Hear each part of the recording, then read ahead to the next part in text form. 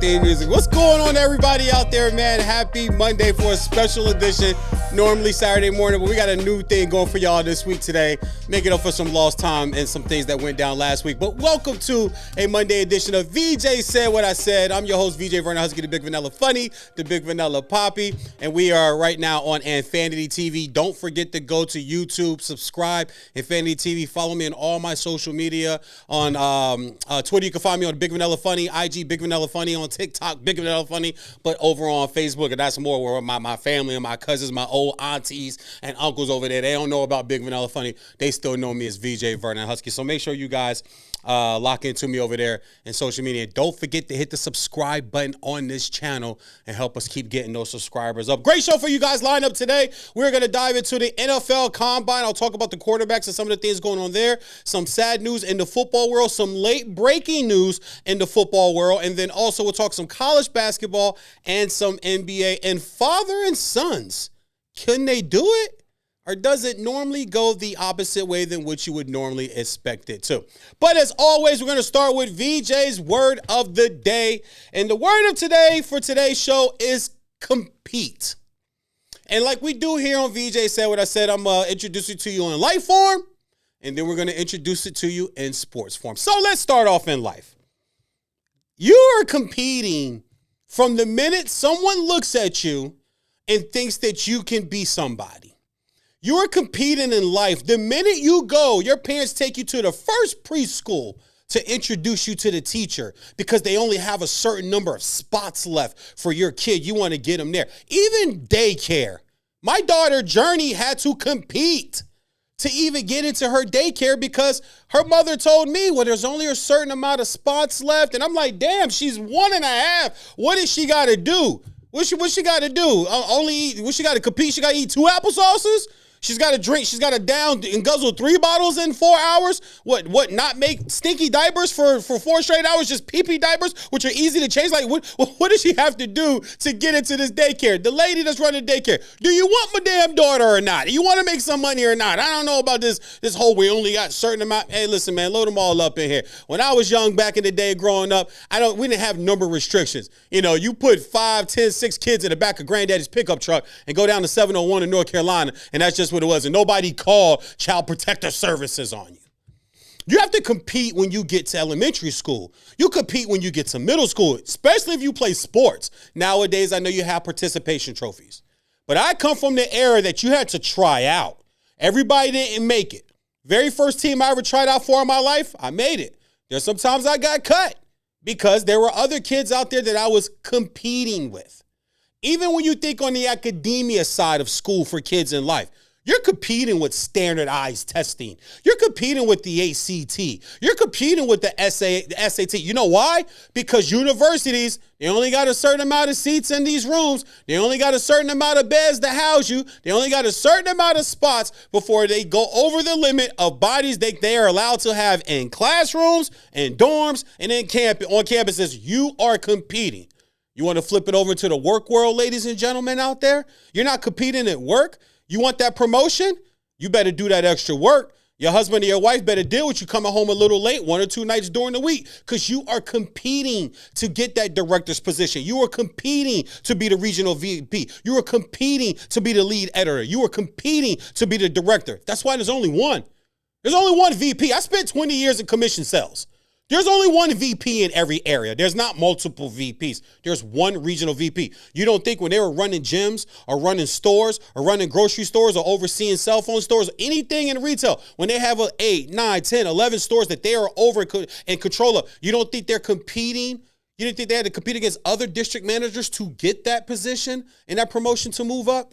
Look, even I'm a competitor, okay? Even as a dad, I compete every damn day. You want to know how?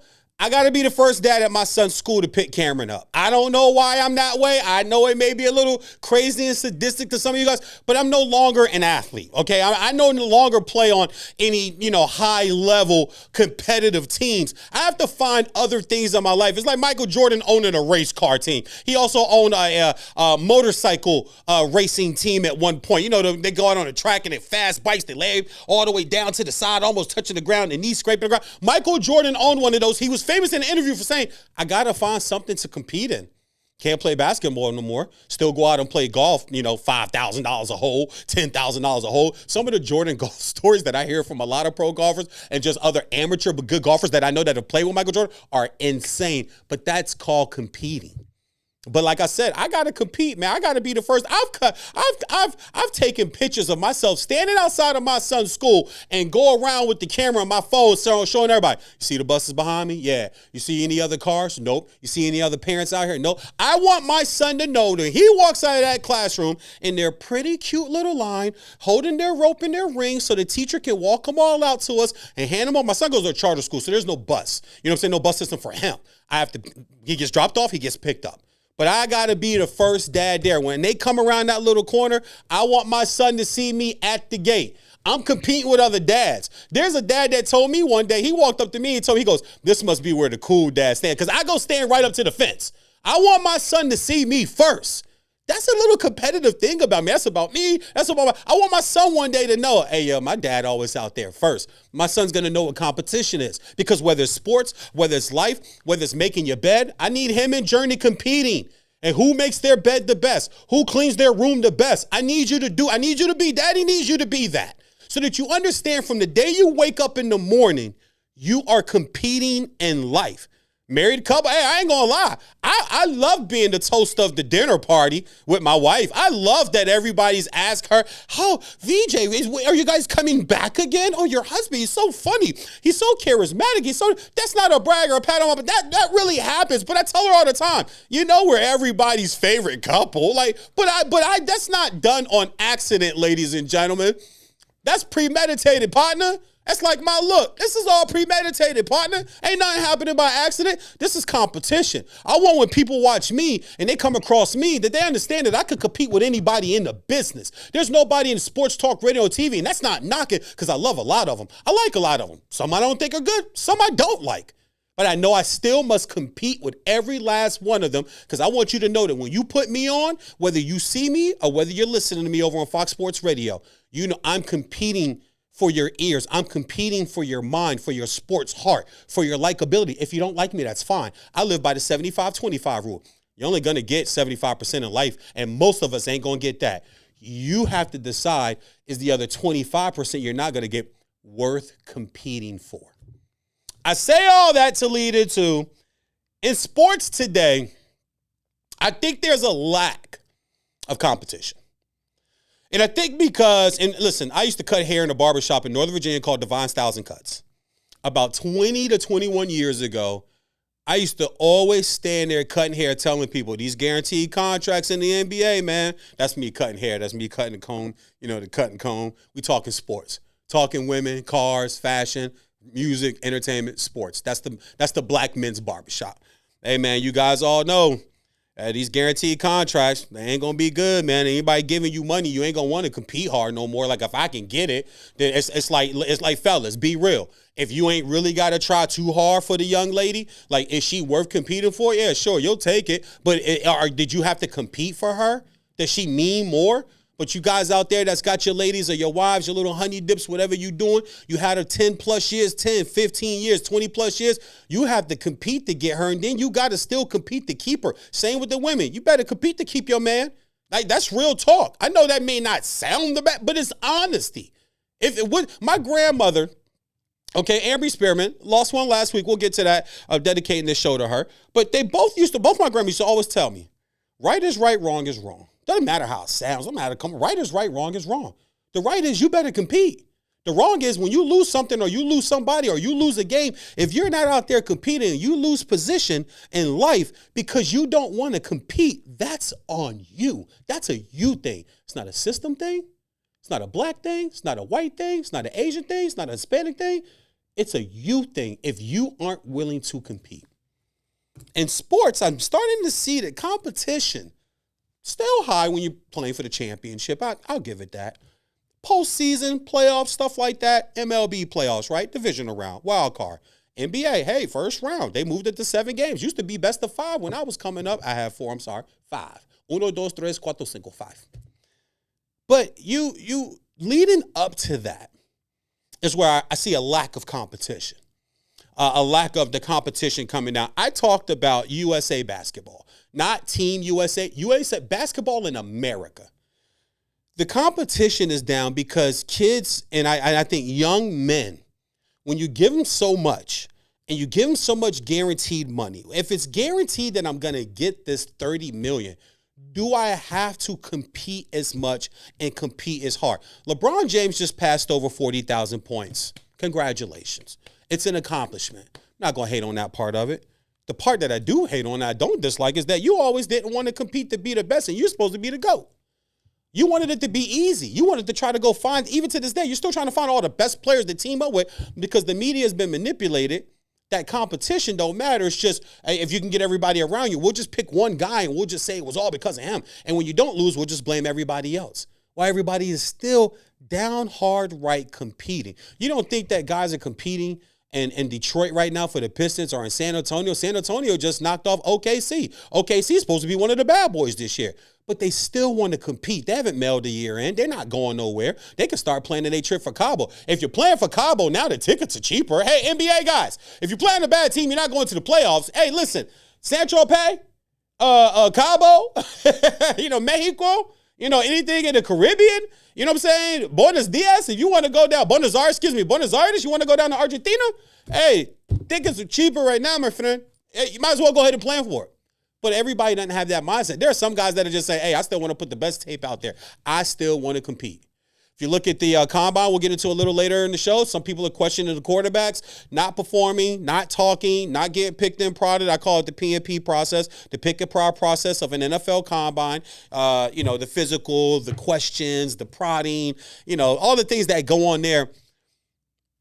I get why guys aren't doing it, but then I get why the naysayers are upset about it because myself, for instance, if I'm Caleb Williams, and there's nothing that can come away from the combine that makes you think either better or think even worse of me. You've been telling everybody I'm the best quarterback, I'm generational for the last 2 years. That's not going to change in one day with about, 10 to 15 drills. And I mean 10 to 15 because you're going to throw at least, 10 to 15 passes. That's one drill. Okay, so maybe 20 because you're going to do the bench press if you want, the vert, the broad, the shuttle, the cone, the miles per hour throw, and the 40, right? So is anything really going to change off of that? But I want to compete. I want to show up in way too tight shirts and shorts, I might add you. Y'all can give a little, the designer, y'all can give a little leeway on that. I don't really need to see all that I be seeing watching the draft. Like, real talk, some of that stuff is a little too tight. Y'all can loosen that up. It's not going to affect anybody's speed. I mean, sooner or later, they're going to be running butt naked. That's the way I see it. I'm cool on that. We already got an MLB uniform thing with the see-through pants. Even though I did admit, if I was an MLB player, and I noticed my pants are see-through, I'm working on the Hoochie Daddy quads all off season. My phone, especially I'm single and rich, my phone number intake, my girly intake is going up this year. Let me give you want to show it, MLB, okay? Well, I'm going to give you something I'm going to go in vogue on you. I'm going to give you something you can feel. But when I think about the best of the best right now, sitting, I get it. But isn't there something in you that still wants to compete, though? Even in shorts and T-shirts, don't you still want to show? No, it ain't just talk. Yeah, that's some bad tape. I'm the guy, though. I'm the top gun. You see I'm the top gun. Like right now, I'm the new top gun in sports talk, radio, and TV. I want to compete. I don't never miss an opportunity to get in one in front of these or behind one of these and in front of one of these and do what I do best. I want to compete. I don't want no easy way out. Yeah, somebody might give a little, call to a program director or somebody. I still want to go show that I'm the big vanilla funny. I'm all that's advertised, and I'm everything that you hope and think I'm gonna be. That's called competition. I get if I gotta walk through it and I ain't really have to do it, but I still would go, hey, you guys still want to go through a little audition, go through a little demo, run through a couple of shows before we go get on the big network where sponsorships are paying big time dollars. Let's go through a few shows. Let's go through a few stuff. Let's go get some beer and some wings. Let's go through the show. Let's go through the rundown. Let's set it up so we can get prepared to compete. And that's going to be the word of the day through the entire show today. So, segment one down. Word of the day, compete here on VJ Said What I Said. Y'all sit tight. When we come back, we're going to get into said NFL Combine, football news of the day, late breaking news yesterday, some stuff today. Y'all sit tight. Infinity TV, VJ said what I said. Yo, man, pick that beat, man. Turn that up, baby. We'll be right back. Hey everyone, I'm Neko Gumike with the LA Sparks, and you are watching Infanity Television.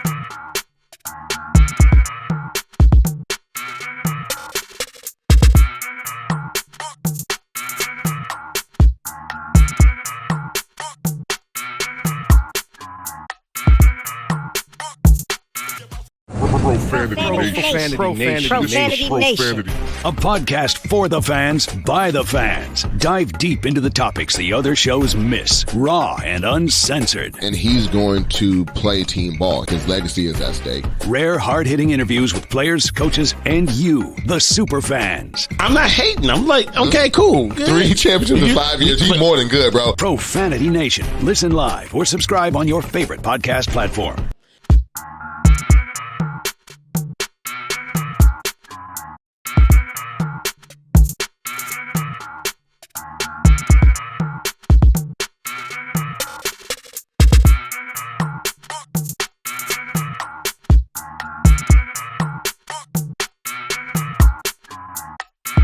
What's up, y'all? It's your girl, Chanel Gwimike, and you're watching Infanity Television. Boom. Shout out Infanity Television. This is Juju Watkins. See y'all.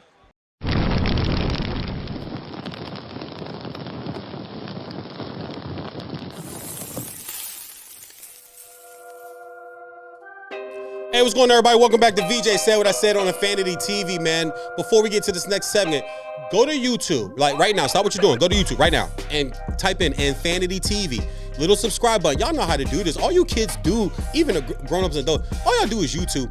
Hit the subscribe button, man, and this show will alert you. Also hit the alert every time that we put out a new episode of The Breaks. VJ Said What I Said, Women Talking Football, all the great stuff going on here.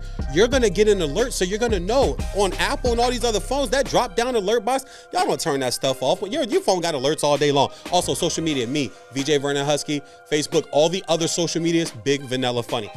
All right, so let's go. Let's get into this weekend, man. This past weekend, talk some NFL stuff. One of my favorite times of the year, the NFL Combine. I love the Combine, number one, because I'm just a football dork. I'm a football nerd, man. Guys, listen, I watch Canadian League, okay? I keep saying I'm not going to do this new USFL thing where the XFL and Dwayne Johnson's league, where his ex-wife Danny is now merged on with the USFL, but I got a feeling that I'll be sucked into it. I don't believe in spring football games. Spring is normally for the time that you do all the talking about the draft and the Combine and OTAs and who's falling, who's rising. To me, that stuff is still fun. So that's why I want to start here with the Combine. A few things about the Combine that I do want to point out, though, is because I get people ask these questions or say little, crazy things about the Combine. Like, what does it mean? It means nothing. It doesn't matter. That's dead wrong. You're dead ass wrong. The Combine does matter. It may not matter to Caleb Williams. It may not have mattered to Cam Newton or to Mike Vick or to Andrew Luck or to any Trevor Lawrence. If you're going number one, you're going number one. I would say 17 out of the last 20 drafts. And this is just off the top of the dome. The person we said was going number one in January, February, March, and then leading up to April, I would say 17 out of 20 times. Someone go look it up, tweet me, whatever, if I'm wrong, but I don't think I am. Went number one. The Combine's not for those guys. The Combine is for guys that want to show a little extra, move up the board. Maybe you played on a bad team. Maybe you were dinged up a few big games. You need this workout, the interviews, The P and PP process, I call it the pick and prod process, where the needles, the questions, the physical, the bending, the stretching, the twisting, the turning, just I think sometimes GMs and owners, they want to put you through a ring. They want to see what you got. They want to see what you made of here and really up here. I'm not really big on putting up a play and tell me about the play. I want to sit and I want to talk to a guy. Why do you love football? That's all I need, because you only get 15 minutes. There's a stipulation there with meeting teams. You only get 15 minutes at the combine. What do you love about football? That's what I'm trying to get to. And with these quarterbacks that we have here, another question I wrote down that somebody asked me is, how should we assess the combine? Okay, well, quarterbacks, this is how I would give you the way to assess quarterbacks at the combine. First, you put the tape on. Put the game tape on from any game you want. Big game, small game, conference game, non-conference game, early, ass-kicking opponent, cupcake that comes up early, gets paid a bunch of money to come get beat 63-16, 62-12 by your team. Put the tape on. And you watch throws that they're going to have to make in the NFL, and you just see if that could translate. The one thing about quarterbacks I say about the NFL combine and leading into the season of the draft and into their career, if they can process in college, then process translates. Processing you don't lose that. If I can process in high school, I can process in college, I'm going to be able to process in the NFL. Now, I'm at the right team, right coach, right scheme, right receivers, right ownership. You guys, all that matters when you're coming into the league. And some of the things about the combine, too, people, they like to take numbers and then try to translate it to the tape as far as speed is concerned. That's something else that I would also do with your receivers, your DBs, your linebackers, the speed guys. If a guy runs a 4.3, okay, put the tape on. Where's his 65-yard runs? Where's his bomb catches and then blowing away? Because you're running a 4.3, it's not too many people that should be able to keep up with you, right? If I don't see them 65-yard runs, those 75-yard runs, those 80-yard touchdown catches where I caught it at 40, split the safety, he fall, and then I just turn on the burners and not even an angle guy can catch me, then the 40 makes sense. Anybody could train guys. The combine's in March. A lot of these teams, a lot of these players stop playing in December. You can increase speed in 3 months. Okay, right eating, right regimen, right training, staff, the whole nine. And work your way through that and work your way up into the draft. So, speaking of the draft, the first thing that we always want to break down are the quarterbacks. So, let's get into the quarterbacks before I run out of time in this segment. So, let's start with Drake May. Drake May is a guy that I look at. I love the production at Carolina, but I thought Drake May was a guy that probably could have been a bona fide top 3 pick. He'd have battled BY. He'd have battled CJ Stroud of being 1, 2, 3 in last year's draft, but wasn't allowed to come out. If he had done so, he'd have had a better draft position. Drake May is a guy that I think could slip a little bit here. I want him to be Burrow. I want him to be Josh Allen at 6'4", 230, over 8,000 yards, 63 touchdowns, 65% completion percentage while he was in Chapel Hill under Mac Brown. Only 16 interceptions, so he's not going to turn the ball over a whole bunch. Makes good decisions. One thing he is good at is processing. Some of the inaccuracy question marks I do have, because that does process to the NFL when guys are inaccurate, but if you have receivers that can't get off coverage, that also really hurts your accuracy, because if guys can't get off coverage, a lot of times you find yourself trying to fit passes in where they don't belong, as opposed to Jamar Chase or Justin Jefferson. Young guys that came in the league, the one thing they can do is separate. If you don't have guys, you know why Tyreek Hill's so dangerous? It's not the speed, guys. It's the simple fact that he can just separate. He runs great routes. Steve Smith, Hall of Famer from the Carolina Panthers. Oh, not Hall of Famer yet. You're right. He's not in. First Hall of Famer for the Carolina Panthers was just Julius Peppers, North Carolina Tar Heels, speaking of which. But Steve Smith was a route runner. I watch Steve Smith run routes. I get emotional. I have to take the glasses off. I tell you, man, it's beautiful. I get emotional. It's beautiful. It's so beautiful. It's enough to make a grown man cry. But that was something that hindered him. He didn't have receivers that could get off coverage, and that's why I think some of the tape on him is kind of But the Giants, mark this down, and remember where you're hearing it first. Albert Breer put something out familiar to it. NFL insider I very much respect. Giants at 6. It's really intriguing for me for a guy like Drake May, because I think that's where he could fall. Second up, let's go with Jaden Daniels. Jaden Daniels, the tape I look at Jaden Daniels, I see a lot of EJ Manuel. I know he had a splendid, crazy career at LSU and put up a bunch of yards. He's got Malik Neighbors, his number one receiver there, who could probably be top 12, top 15 in the NFL draft. Won the Heisman Trophy, 66%, over 12,000 yards while he was there, over 80 touchdown passes in his college career. Arizona State first, then transferred last 2 years at LSU. Didn't win enough for me. And I think that's something, as a quarterback, I know it's a team game, but I still need to see somebody who can go out and lead his team to dubs and big wins. And they lost just too many big games. I know their defense was horrid. I know their defense was terrible. It was as bad as spoiled milk out for a week sitting next to a bologna sandwich on white bread with no mayo for a whole week. That going to smut, that's bad. That's how bad the LSU defense was. I get that. But some notes that I got on him after watching just a few games I went back and watched this weekend. Saturday morning, I made my prep day. That was going to be my prep day leading into Martin and VJ on Fox Sports Radio. He's tougher than you think. Some things I wrote down. He's tougher than you think. He takes hits. He's shifty. He can extend plays. I love his stride when he gets running. Reminds me of Randall Cunningham. In the pocket, though, he doesn't escape a lot of sacks once you get your hands on him. So his escapability, I have a question mark for. Throws a beautiful deep ball. He does need to improve on his short pass touch, his touch on the short passes, because too many times I watch his short crossing routes and receivers have to reach back and then try to turn up front. A few games, Florida, especially the Missouri game, he throws behind on the short route so DBs can make the tackle, because when you throw it out in front of a guy in the short route, he can turn and get upfield. 2 times I watched, ended up in fourth down on third down conversions, but on fourth down didn't get enough yards because the receiver had to reach back for the ball, something he needs to clean up there. Let's move on to number 3, my favorite guy in the draft, other than Blake Corum, J.J. McCarthy from Michigan, the reigning, defending, undisputed, 15-0 national champions from Ann Arbor, the Michigan Wolverines. Let me tell you something about this kid. I'm not even going to pull the numbers out. The only number I will pull out is 202 in pounds when he got to Michigan. He weighed in at 220. That's weight room, baby. That's prime steaks. That's using all that good steak and salad and salmon and protein shakes and access to weightlifting, enough water in your body to keep the fat down and keep yourself flexible so the muscles can continue to grow and you can put that weight on.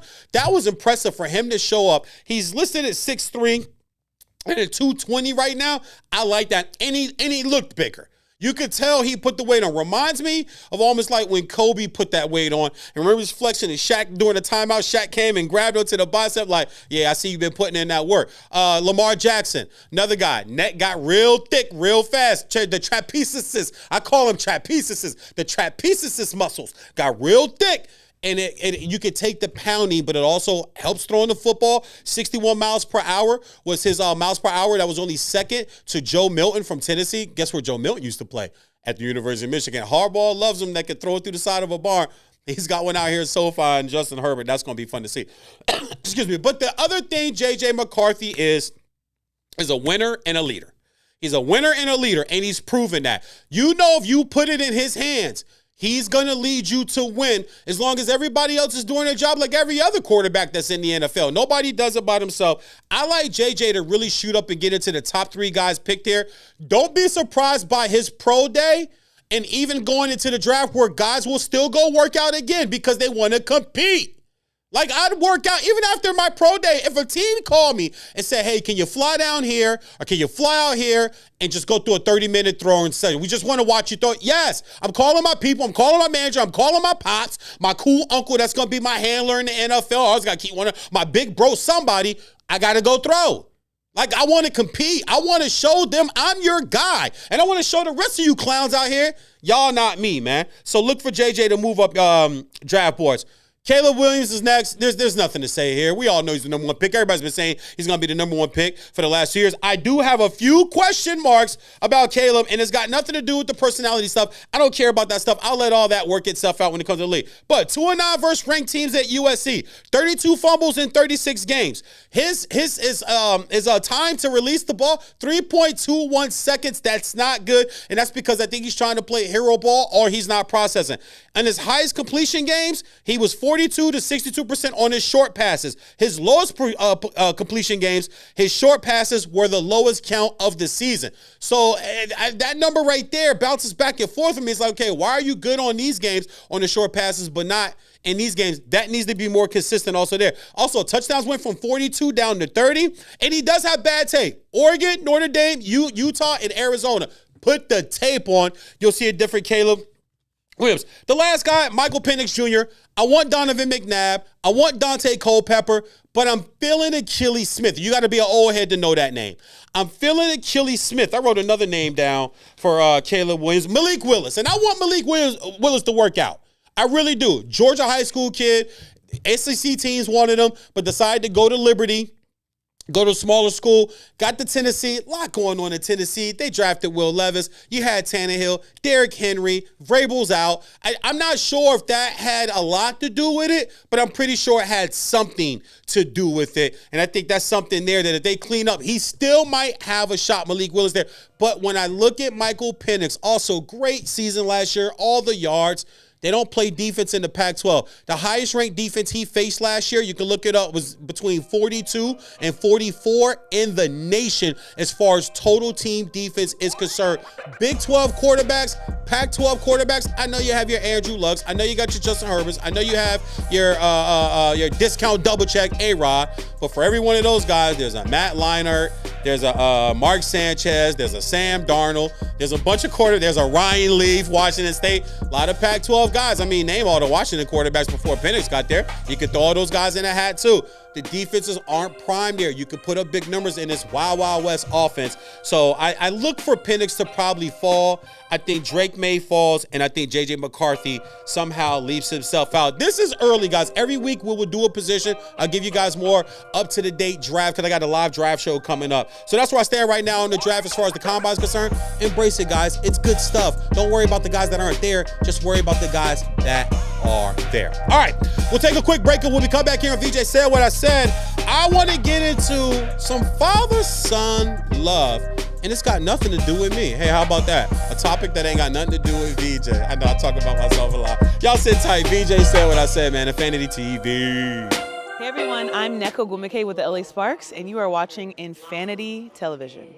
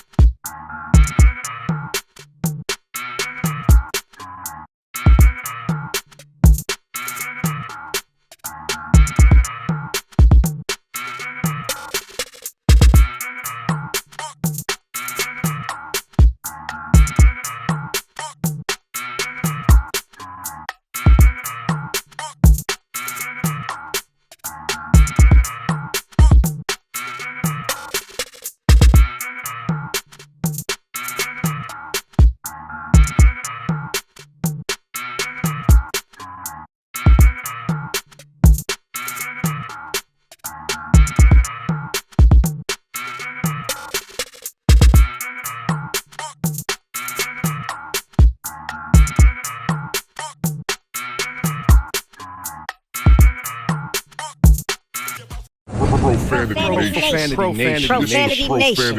A podcast for the fans, by the fans. Dive deep into the topics the other shows miss. Raw and uncensored. And he's going to play team ball. His legacy is at stake. Rare, hard-hitting interviews with players, coaches, and you, the super fans. I'm not hating. I'm like, okay, cool. Good. 3 championships in 5 years. He's more than good, bro. Profanity Nation. Listen live or subscribe on your favorite podcast platform.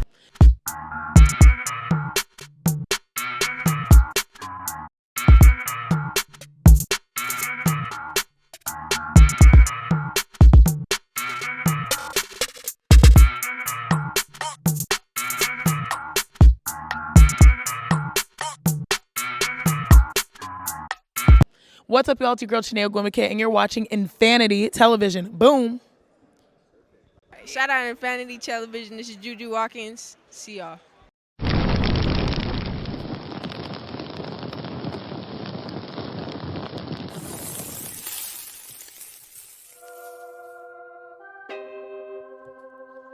Welcome back, everybody. VJ Said What I Said on Infanity TV. So, man, let's keep the show rolling on. All right. This segment, I want to talk about father and sons. And father and sons sports, I think it's a beautiful thing.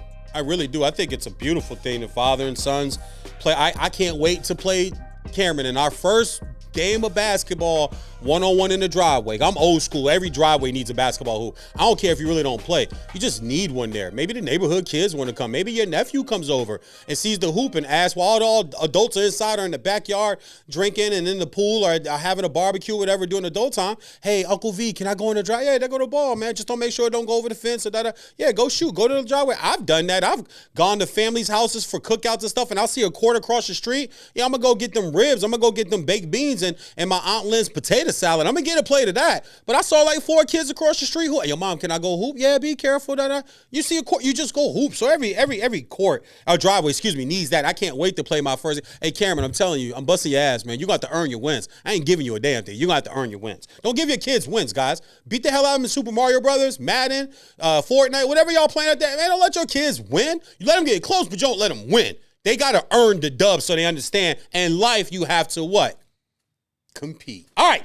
So this is all off of Bronny James and LeBron James. Everybody know who LeBron James is. Bronny James, his son, at USC now. McDonald's All-American kid from Sierra Canyon Academy out here in Chatsworth, California. First mock draft came out, and he's on the mock draft, and there's people that's like, God, you got to be kidding me. The kid's in college. He's averaging 5 points a night, 37% from the field. Like, he's not an NBA player. We all know what this is. I was just telling Jeff off camera. We know what this is. I don't want to hinge on that too much. The reason why I bring this up, though, because it got me to thinking, how many positive and successful father-son combinations in sports have there been? And I'm talking about successful, not like y'all both made it to the league. Duh. We get that part. But were y'all both big time winners? Were y'all both just crazy in the record books with your numbers? Or like, where's the success stories? The reason why I say this is because Bronny James will never be his dad. He'll never be LeBron. By the time he gets going and gets to the league, if he makes it to the NBA, even if he wants to play, this is my own thing, nothing I heard, no source or anything, just watching the kid. One of my favorite things outside of sports, guys, is psychology and philosophy. I'm being dead serious. Classical music, psychology, philosophy, things that interest VJ that you probably didn't know that interest. And I'm talking Socrates, Plato, Aristotle, the great Gandhi, the great thinkers, the great philosophers of the world. That stuff, I took Western Greek philosophy in school, get my degree online. I loved it. I got a hard-earned B+, and I struggled for that B+, but I wasn't settling for anything less because I wanted to compete with the other people that were in the class. I had the third highest score, final grade in my class. It's a very hard course, but it teaches you philosophy and psychology and the way people think of the world, and the way you can go about seeing things and reading people. That's how police officers, FBI, DEA, CIA, that's how they can sit in front of people and interrogate you and tell you, like, first of all, they don't come get you unless they already got all the information. They just want you to confess so they don't have to go through some plea deal in court. They just want you to confess. They already know you did it. They already know how much cocaine you was moving. They already know what you was doing Saturday night. They already know what color car. Y'all watch First 48. Every time they say, do you own a car? Them dummies, yeah. What do you drive? A Lincoln Impala. What color? Blue. And then it flashes back. Oh, yeah, we saw a Lincoln blue Impala speeding from the scene. The police writing it down. And then they kind of look at each other like, yeah, you're the dude. But you're telling him you weren't there. They already know you were there. Your car was there, so they know you were there. So you can look at people and tell things. When I look at Bronny James, he looks like he doesn't even want to play basketball. And this is, once again, this is me. This isn't no source. No one's told me this. I'm just looking at the kid. Have you ever heard him say, I can't wait to play with my dad? I look forward to playing with my dad. Even when Miss Savannah James is asked, she goes, I just want my son to be healthy and live a good life. LeBron's the only one that's, I want to play with my son. I want to play with my son. I need teams to drive my son. Oh, this is lightweight hilarious. He's better than most of the guys in the league right now. Or he can really help the Lakers out right now. LeBron's the one doing this. His son wants to Twitch and play video games and hang out with Aiden Ross and all these other young YouTubers and like, he's already a multi-millionaire. His dad's a billionaire, but he getting stupid money at USC from NIL. Ain't no telling what he was already getting in high school. He could sign any type of sponsorship and endorsement deal. He's LeBron James' son. He don't need basketball. I don't think he wants to play. That's just me. But on to some dad and son combinations here. And I got some good ones here, man. You guys tell me what you guys think of this list. The son is either dope and the dad was a role player, or average or not good, or you don't remember, or the dad was a champion and was mad dope and fresh and is a legend and icon, and you didn't even know the kids even existed or were playing big-time college football, made it to the NFL or the NBA, MLB. So I got some names. Let's start with the most obvious one, Steph and Dell Curry. Who was better? Whose career was better? Whose career means more to the NBA? Dell Curry, if you don't remember, was a sharpshooter. Could knock it down.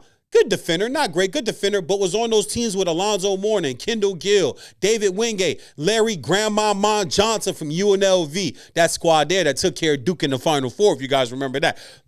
Who was better? It's Steph. Steph's got kids coming along. Do you think Steph's kids play basketball and surpass what Steph Curry's done? No, it doesn't work that way. Al and Tito Horford. There are two more guys right there. Al Horford's been to a finals. Al Horford's made all-star games. Al Horford's got what? He's at Puerto Rico too. Puerto Rico, stand up. Puerto Rico was in the building. But his dad was, okay. Most of you guys just now, wow, Al Horford had a dad playing it? Yeah. Yeah, dad played pro ball too. Who was better? Jimmy and Jalen Rose. This is one I didn't know about. This is what I did. We all know who Jalen Rose is. Fab Five. Jalen Rose stepping under Kobe's foot and admitting on purpose that he did it. And then Kobe coming back and dropping 81 on his head. All the way down to the Martini commercial. How many olives do you want? 81. And that death stare between those two guys, I'm just joking, just two. He gets it. Oh, God. And we miss you, Kobe. Damn, I miss me some Kobe Bryant. But Jimmy Rose, okay, 16.7 points a game. He was the #1 overall draft pick in the 1967 draft. I honestly did not know that. Who had a better career, though? Who do you remember more? Who's been more impactful? Jalen Rose. It goes one way or another. Here's another good one right here. Terry and Eric Metcalf. Terry Metcalf, if you don't remember, Eric Metcalf, his son, return guy, specialist guy for the Cleveland Browns is where he made his bread. 2 times he was all-pro first team. He was a 3-time Pro Bowler. His dad played 6 years in the NFL and then had to go to the Canadian League. I don't even remember Terry Metcalf. But who was more effective? His son was. There's another combination for you right there. The biggest one, MJ and Marcus. I mean, Marcus is more famous for knocking down Scottie Pippen's ex-wife than he is anything else like in his life. He went to Central Florida. But Marcus was also famous as saying, I'm not trying to be my dad. I don't even want to play ball that long like that. Marcus didn't even really want to play in the league like that, guys. He's not surpassing dad. You're not surpassing MJ. Your life is set up forever. Like, what do you have to gain? One of my new sayings I love in life, I've learned through therapy and through meditation over the last 6 to 9 months, where's the win? I love that. Y'all should put that on a t-shirt. Where's the win? Think about that when you're making decisions in life, guys. When you want to confront somebody, when you want to stand on business, when you want to, ruffle some fat. Where's the win? If there's no win there, then, because, to win, you have to do what? You have to compete. Where's the win there? There's no competition there. There's no win there. We can let that's passe, man. That's passe. You know what I'm saying? We can let that one go. Bob and Brian Greasy. Another combo. Now, Brian was dope in college, won a national championship in Roosevelt for Michigan. Didn't have the NFL career, though. Bounced around, played for a lot of teams. Had a DUI once coming from Denver, a dinner in Denver. Said he had a cocktail, a couple glasses. Well, I called it DUI. You know how society treats that type of stuff. But Bob Greasy's dad, 2-time Super Bowl champion, Hall of Famer. EJ and Emmitt Smith. We know about Emmitt Smith. Did you even know about EJ, his son? Yeah, there's another combination right there. Mason Taylor, Jason Taylor. Jason Taylor's a Hall of Famer. Mason Taylor is a player that kind of got lost in the shuffle at LSU. Scored some touchdowns in the national championship game in the college football playoff. But there's another combination right there. Another big one here. Brendan and Jerry Rice. And Brendan plays 15 minutes down the road from where I'm sitting right now in Figueroa at USC. He'll never be dad. He'll never have over 20,000 receiving yards in the NFL in his career. He'll never get those 3-fold Super Bowls, Super Bowl MVP. Dad already set the standard. You're not surpassing that. Archie and Eli and Peyton. And I'm going to tell you something else. You had Archie, right? You had Eli and Peyton. Arch is fighting to even get onto the field over Quinn Ewers at Texas. He may be hitting the portal. This is going to be his second year. He's not going to be the starter. Quinn's going to be the starter.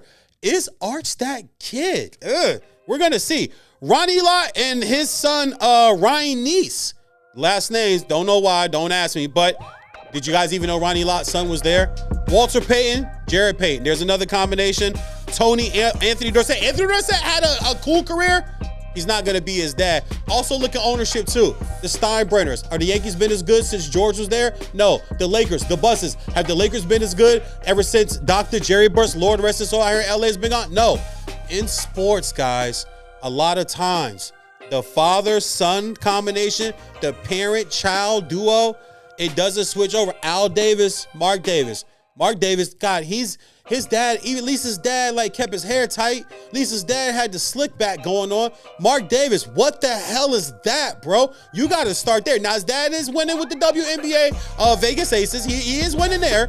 But where's his money made? Where's his bread made, guys? It's made with those Raiders. Sometimes the father-son combination thing, as far as I can tell on my list I just put together, just doesn't work out.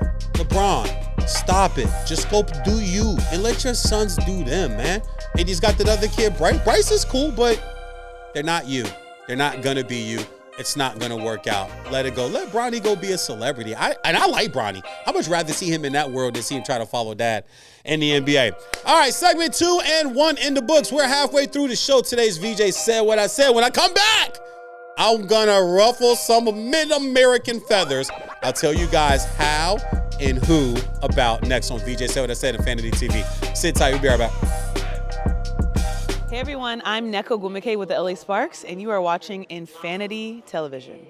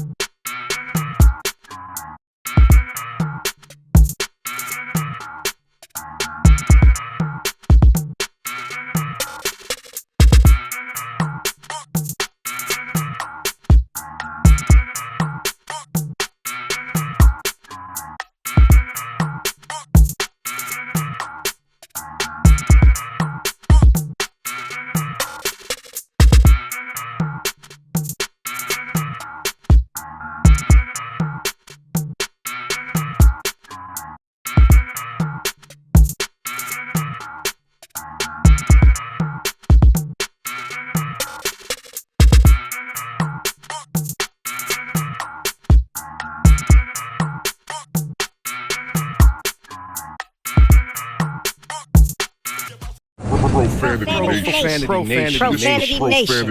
A podcast for the fans, by the fans. Dive deep into the topics the other shows miss. Raw and uncensored. And he's going to play team ball. His legacy is at stake. Rare, hard-hitting interviews with players, coaches, and you, the super fans. I'm not hating. I'm like, okay, cool. Good. 3 championships in 5 years. You more than good, bro. Profanity Nation. Listen live or subscribe on your favorite podcast platform.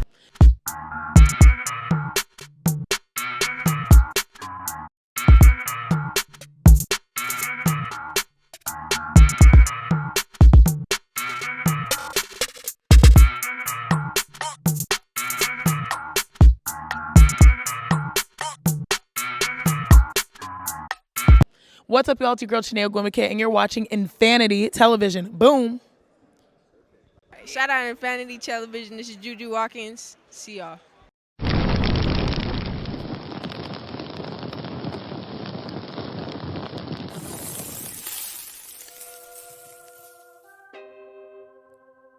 And welcome back, ladies and gentlemen, boys and girls, to VJ Said What I Said. As always, I'm your host, VJ Vernon Husky, the Big Vanilla Funny, the Big Vanilla Poppy. Last time we're wrapping up here, man. Let's get into ruffling some feathers here. I likes to ruffle me some feathers sometimes. It don't scare me. It don't scare me to upset the apple cart from time to time. And right now, there is an athlete that seems to either be liked or be disliked. Now, I'll be honest with you. I don't like her. I just don't. She doesn't have a likable personality. She doesn't do likable things. She does things that make me go, yeah. Remember I told you guys last time about philosophy, psychology? You could just look at people. You can read the body language. Like, certain people know when the cameras are on.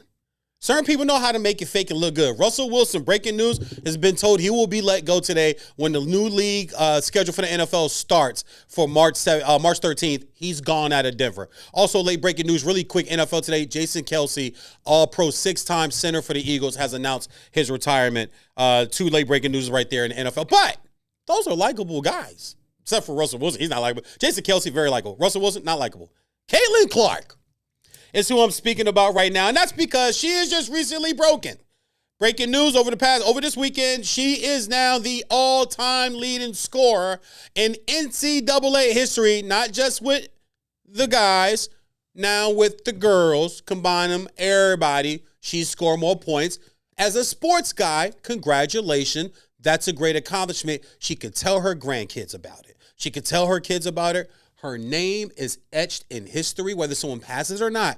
Her name's up there forever. Congratulations to you, young lady. But when I look at the way media talks about Caitlin Clark, and I look at the way the defense has come from her, being a stand-up comedian, I normally relate these things to the comedy world. And you know who Caitlin Clark is? She's Amy Schumer. That's who Caitlin Clark is. She's Amy Schumer. She's mid-American. She's good old boys club good. She looks the part. She feels the part. Her name's Caitlin.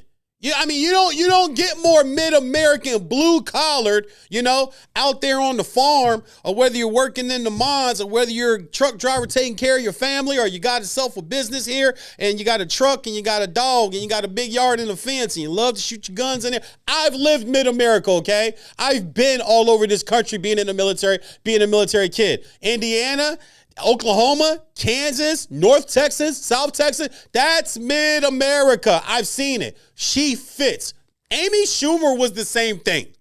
Amy Schumer hit the comedy market, and you guys remember the whole hubbub about what she was getting paid from Netflix, and there were some people that spoke out against that. But I used to tell people all the time, when people were, VJ, you think she's funny? No, she doesn't appeal to me. Because middle America is not my thing. I get middle America. I've lived in middle America. I've been around it. But it's not really appealing to me because I understand that once they find somebody that looks like them, talks like them, walks like them, acts like them, they're going to grasp onto it and they're going to hold on to that bad boy forever as tight as they can. That's like a homeless man holding on to $1, baby. You're not getting that away from him. He will die over that. He'll fight you to the death over that dollar. They will fight you to the death over the opinions of who they perceive to be like them. I think we're all like that, though. That's the thing. So I'm not knocking it, but I'm explaining who Caitlin Clark is. So we look at Amy Schumer. Compare her to some of the other great female comedians in the world over time. Is she better than Ellen DeGeneres? No. Is she better than Wanda Sykes? No. How about Monique, who the hubbub was about? Monique is an Oscar winner. Like Wanda Sykes has won Emmy Awards. And now Amy Schumer, she's got some award wins. She's won some Critics' Choice Awards. She won an Emmy for her own documentary thing back in 2015. But Moms Mabley, Kim Coles from In Living Color, Kim Coles from Living Single, with Queen Latifah and Kim Fields and John Hinton and those guys. She was nominated 3 separate years for supporting for that role. She's got some awards that are a little bigger than Critics' Choice, some of the other awards that like Schumer has. That's what Caitlin Clark is. Even though Schumer was the highest paid female comedian, people didn't like it, I got it. You have Caitlin Clark, who's the highest scoring person in college basketball history. People don't like it, but I get it. But at the end of the day, if I look at I took the top 13 highest scoring women in college basketball history. Only 4 of them have championships.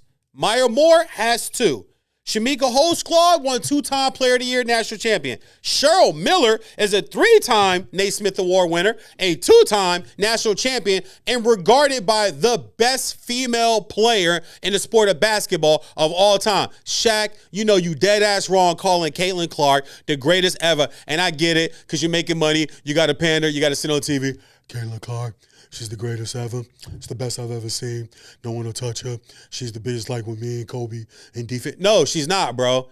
She's not the greatest ever, okay? Now, when I compare her to some of the top guys, Brittany Griner, number 5 all time. They went 40-0 and won a championship. There's just a video that just went viral to her when she walked back into the gym and Baylor was bouncing the ball. Somebody asked her, how does it feel to be back? She goes, all I know is I can still look up there and see that 40-0.